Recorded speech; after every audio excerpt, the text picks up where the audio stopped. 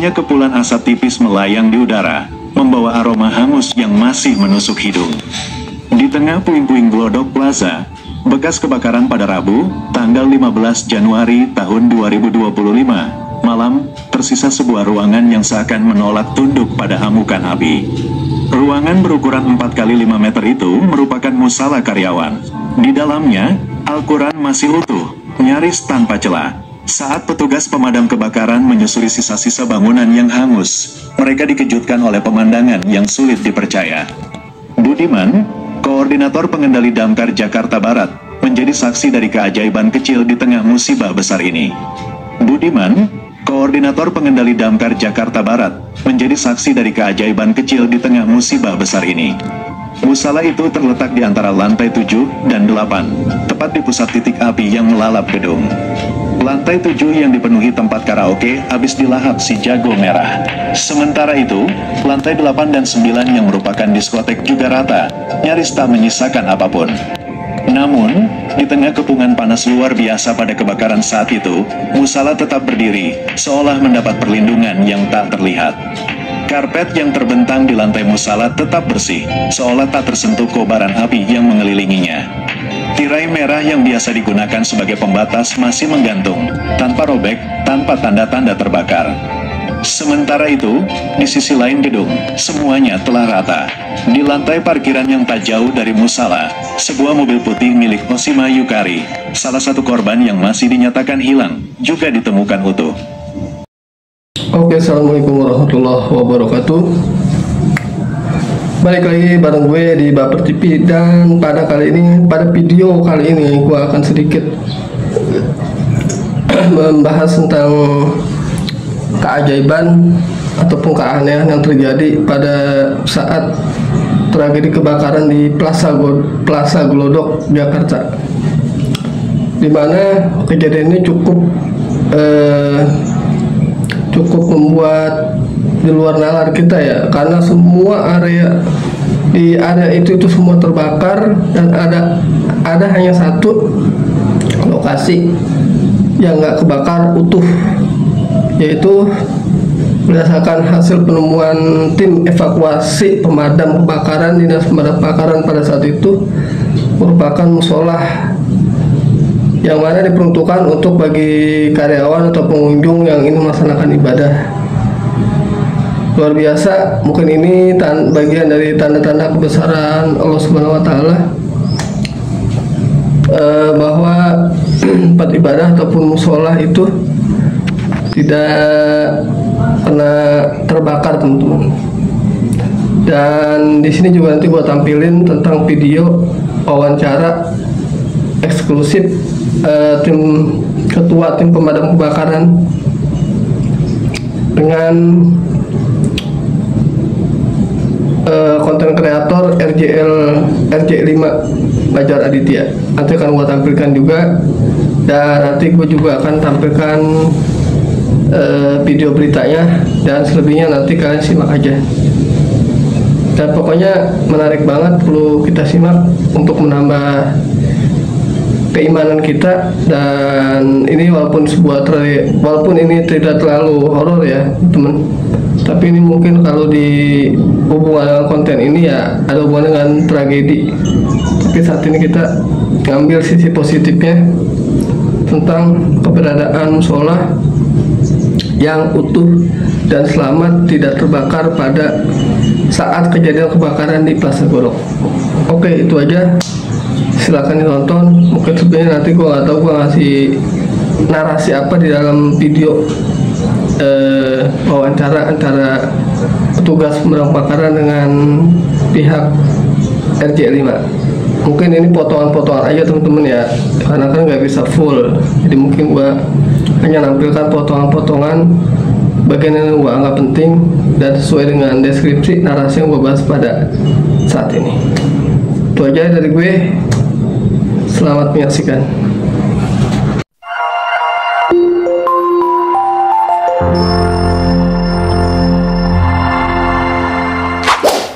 Selamat menonton, dan jangan lupa di-subscribe ya.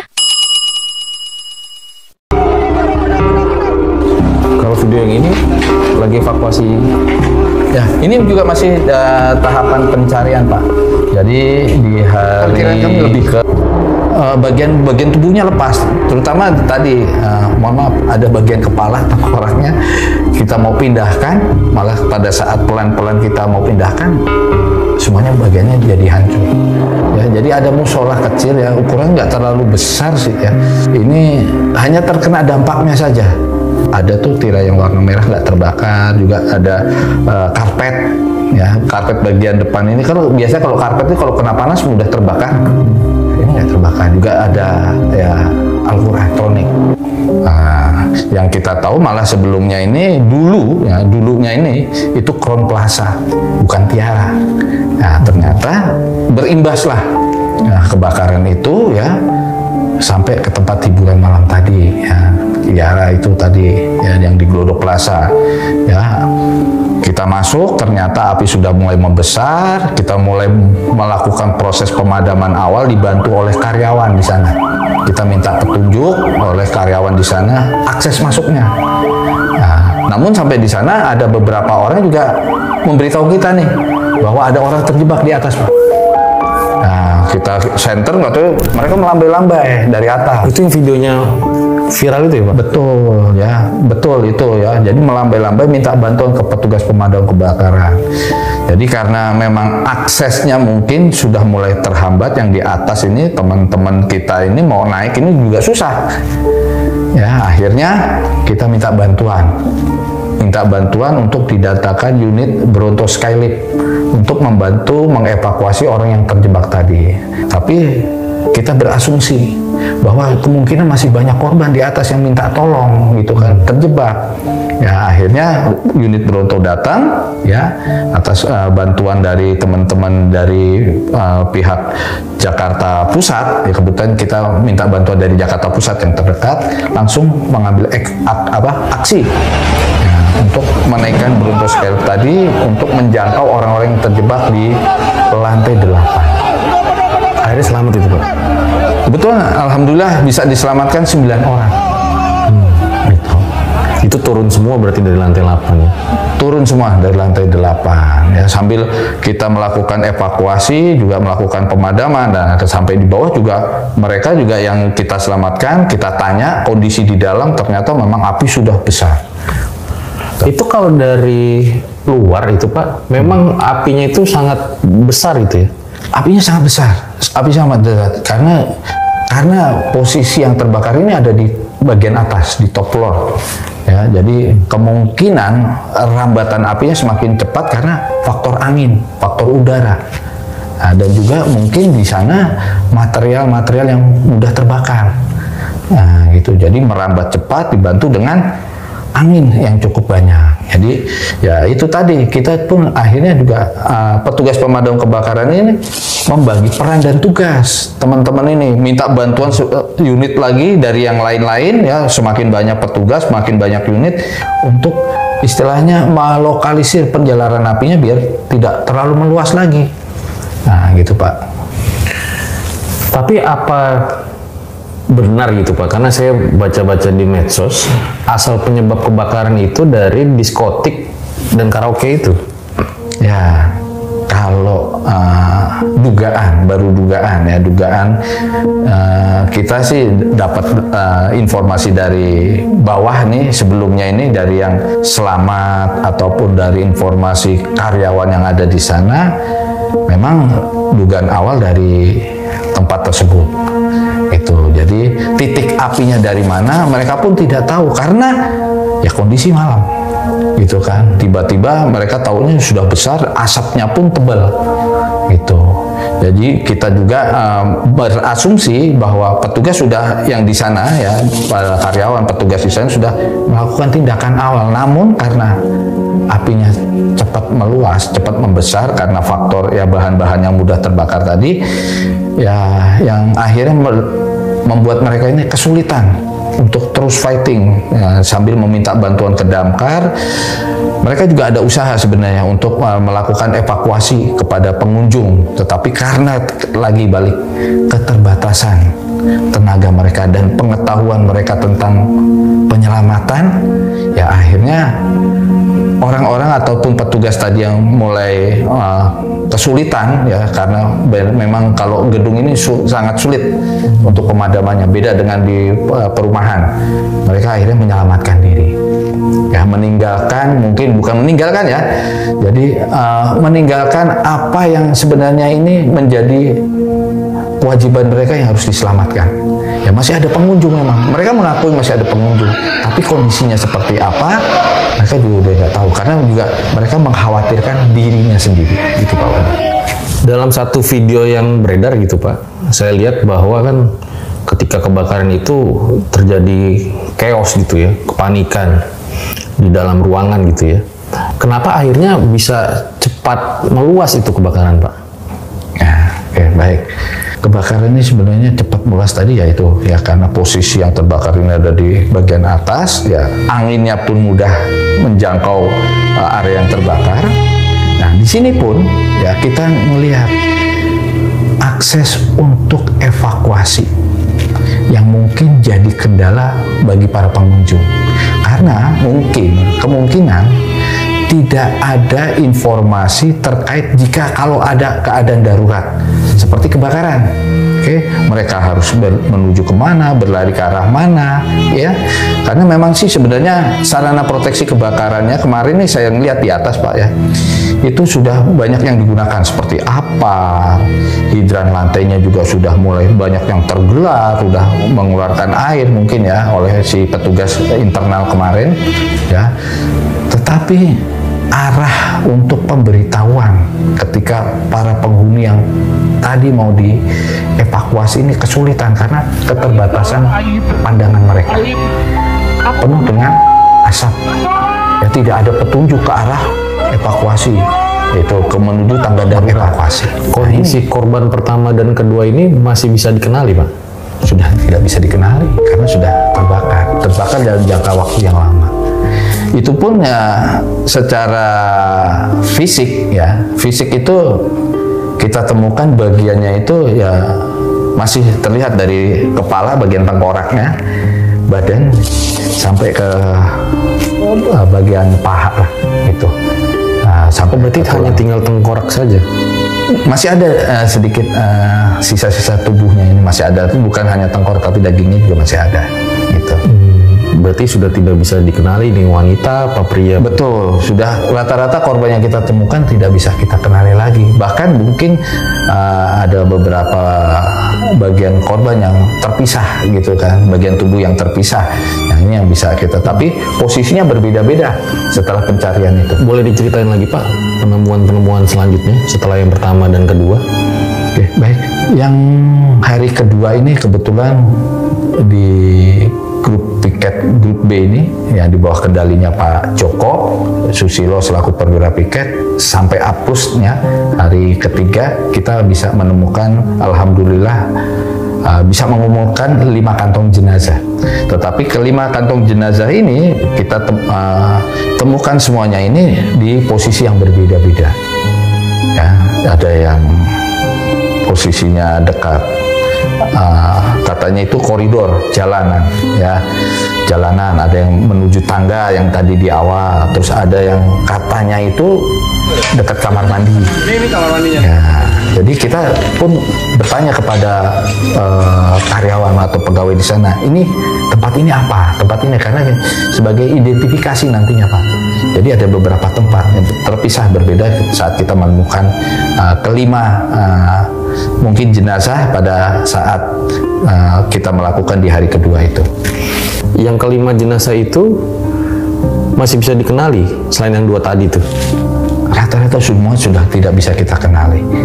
Ya sudah kondisinya meninggal terbakar, karena kalau orang meninggal terbakar ini kan apalagi contoh aja nih kita Pak Fajar, orang dikremasi. Ya, dikremasi itu kan di sekitaran suhu 600 sampai 800 derajat dalam waktu kurang lebih antara 1,5 jam sampai 2 jam menjadi abu, ya kan? Apalagi ini Pak Fajar, 2 hari proses pemadaman, apinya pun Pak Fajar pernah melihat besarnya seperti apa. Itu aja, orangnya tidak ada lagi yang bisa kita kenali. berarti ini 600 derajat juga Pak? Atau lebih jangan-jangan?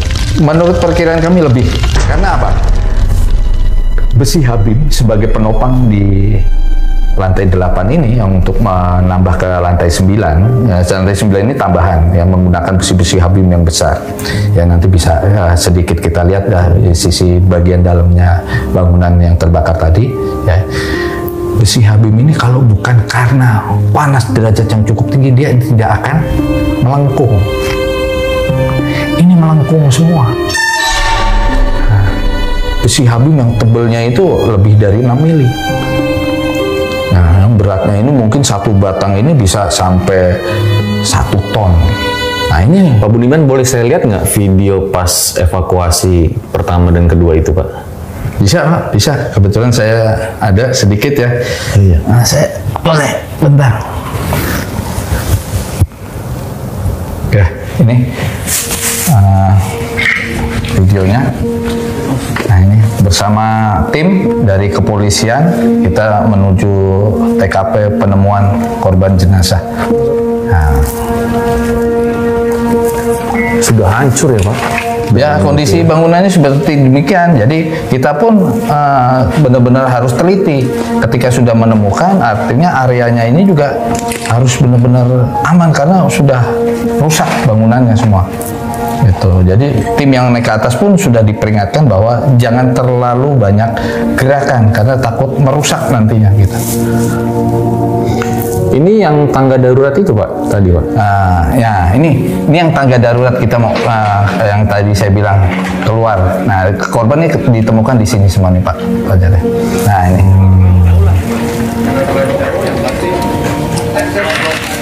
Jadi semuanya ini posisinya sebenarnya nggak berjauhan di lantai 8 ini ya. Ada kemungkinan mereka akan menuju ke tangga darurat tersebut. Ya ini, tapi kondisi bangunannya sudah runtuh semuanya. Luar biasa ya. Ya, Bangunan aja bisa sampai seperti ini ya. betul. Nggak membayangkan sih ada di dalam kondisi pada saat itu ya. Ya. Nah itu tadi kan mungkin mereka terjebak ya karena akan menuju tangga darurat ini banyak asap gitu. Jadi pandangan mereka terbatas dan mereka bingung, nggak tahu kemana arahnya. Akhirnya mungkin hanya muter-muter di situ saja. Kebanyakan menghirup asap ya karena asap hasil pembakaran ini kan semuanya racun ya. Nggak ada lagi udara bersih ataupun oksigen yang dihirup. Akhirnya mereka kolaps. Gitu. Dan sampai akhirnya mereka meninggal terbakar gitu Pak.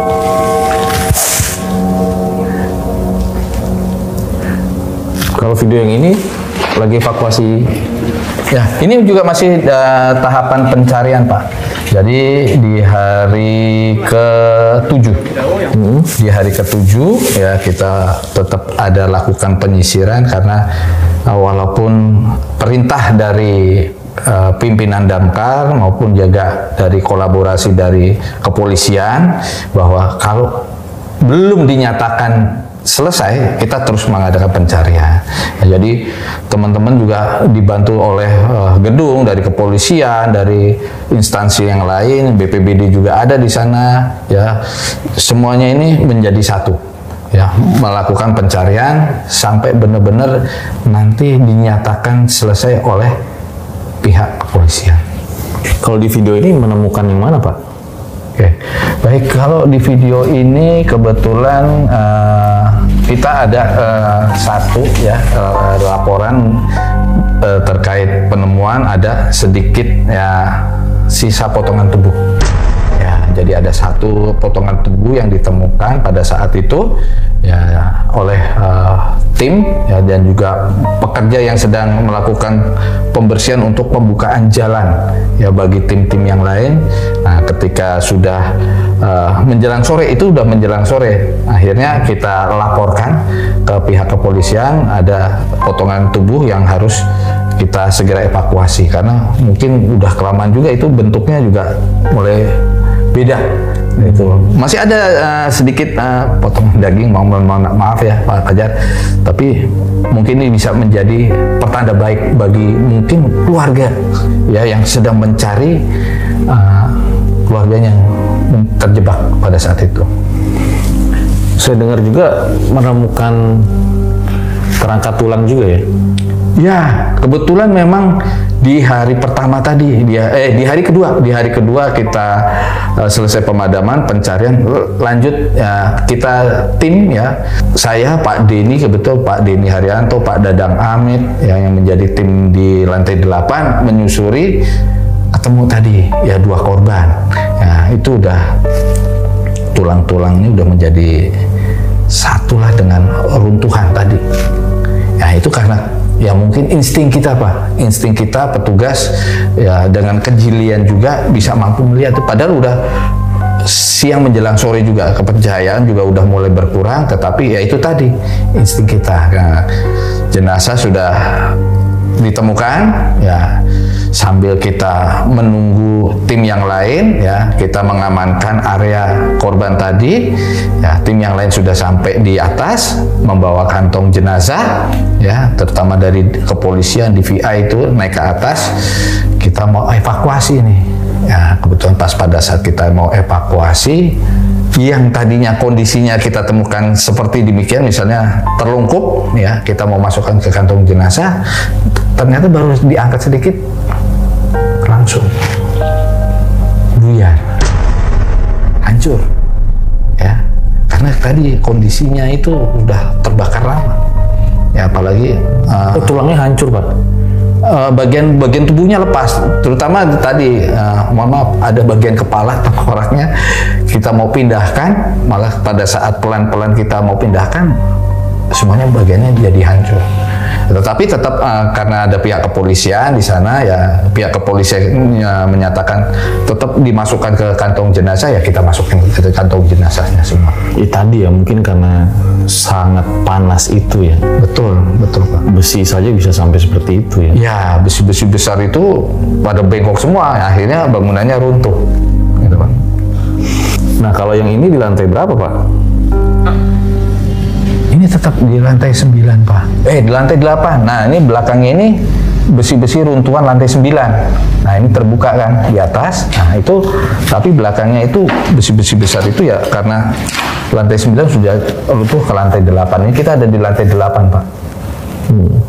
Katanya di sini sempat dengar ada yang manggil-manggil gitu. Ya, dibilang ada dan tiada Pak, percaya atau tidak gitu kan. Memang pada saat itu suasana di atas itu hening ya, kita tim pencarian fokus memang pencarian ya, kita bagi tim lagi di atas. Nah, kebetulan saya memimpin satu tim ya untuk pencarian di lantai 8. Tadi kita ada 4 orang ya, tim saya ada 4 orang termasuk saya yang menyisiri itu bagian lantai 8 sisi sebelah timur ya, yang diduga tadi yang runtuhan dari lantai 9 tadi yang agak sedikit masih ada kesulitan aksesnya. Nah, kita putar Pak, kita bagi sama menyebar. Nah, ketika kita sudah menyebar di atas ini memang kayaknya orang banyak, kayak orang memang petugas memang semua naik di lantai 8, tapi suasana hening Pak, sepi, kayak nggak ada suara-suara angin karena dari atas ya. Nah, kita menyebar karena mungkin pada serius semua nih, pada serius mencari ya korban-korban yang belum ditemukan. Tetapi pada saat itu ya saya berinisiatif sendiri juga menyebar, tapi kayaknya nggak jauh dari teman-teman gitu kan, menyisir mencari bagian yang belum disisir. Nah, ketika saya menyisir ya, saya kira ada teman Pak, kayak masih ada suara orang rame gitu kan. Wah, masih ada teman saya nih, masih aman saya kan. Ketika saya mau panggil teman saya, salah satu nih anggota saya nengok ke belakang, kok nggak ada. Kok tadi kayaknya ada suara orang di belakang saya, kok nggak ada gitu. Memang terfokus tadinya, karena awalnya aja hening, tapi masih kedengeran sayup-sayup ada suara teman. Saya panggil-panggil, mungkin deket nih, suruh bantuin saya mindahin Pak. Ada besi yang mungkin yang jatuh ke bawah ini, ada besi seperti loker ya. Nah, mau saya angkat gitu kan. Tapi teman saya udah saya cari nggak ada gitu kan. Akhirnya saya ya merinding juga nih karena sendiri gitu kan Pak. Kirain ada orang. Iya, kirain ada orang. Saya kembali lagi keluar. Nggak taunya teman saya semua udah, yang 2 orang, masih 1 orang masih ada di dalam juga. Ada di luar Pak, udah nungguin. Saya panggil, kenapa kamu ada di sini? Saya kira ada di... Itu tadi siapa yang bilang? Sebelum nanti kita ke Pak Joko, mungkin ya ada satu pertanyaan lagi untuk Pak Budiman. Siap. Katanya musola yang ada di diskotik itu tidak terbakar ya Pak? Baik, Pak Fajar, jadi memang dari sekian luasan ya tempat hiburan malam yang terbakar tadi, memang ada salah satu bagian ya ini tempat ibadah. Ya, jadi ada musola kecil ya di lantai 8 yang kebetulan juga ini juga sebagai sarana ibadah untuk karyawan. Jadi ketika kita melakukan penyisiran di akhir, ya ini udah pendinginan, udah selesai semuanya pemadaman, ya sambil penyisiran kita ternyata menemukan satu tempat, ya.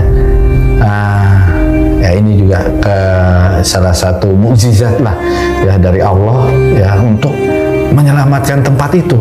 Ya, jadi ada musola kecil ya, ukuran nggak terlalu besar sih ya, sekitar mungkin 4x3 atau 4x5 meter persegi ya.